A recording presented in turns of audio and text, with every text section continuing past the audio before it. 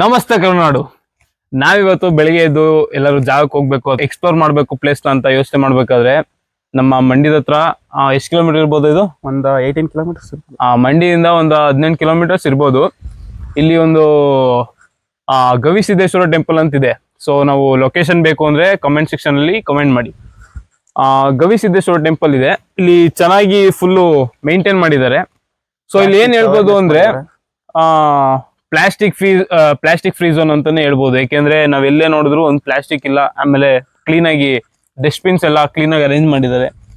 So ಇಲ್ಲೇನು ಅಂದ್ರೆ Gavisiddeshwara temple ಹತ್ರ ಒಂದು ಗುಹೆ ಇದೆ, ಗೊತ್ತೇನೋದು? ಅದ್ರ ಬಗ್ಗೆ ಕೇಳಿದ್ದೆ.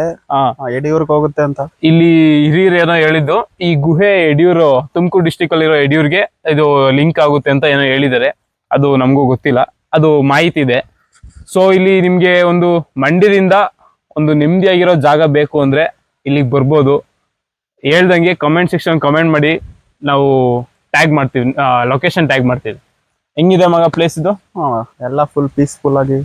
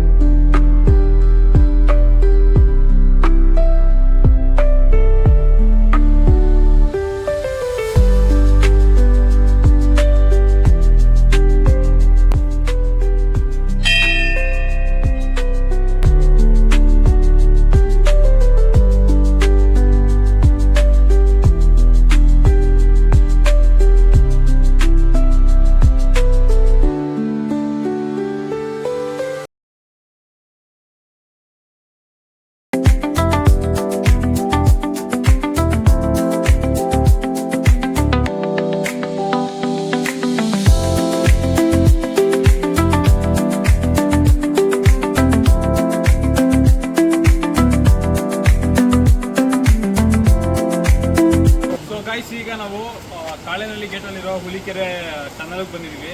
ಇದು 1928 ಸ್ಟಾರ್ಟ್ ಆಗಿ 1931 ಕಂಪ್ಲೀಟ್ ಆಗಿದೆ.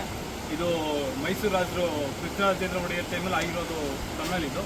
ಸೊ ಇದು ಸ್ಟಾರ್ಟಿಂಗ್ ಪಾಯಿಂಟ್ ಇದೆ ನೋಡಿ ಇದು, ಮತ್ತೆ ಆಮೇಲೆ ನಾವು ಎಂಡಿಂಗ್ ಪಾಯಿಂಟ್ ಹೋಗಿ ತೋರಿಸ್ತೀವಿ.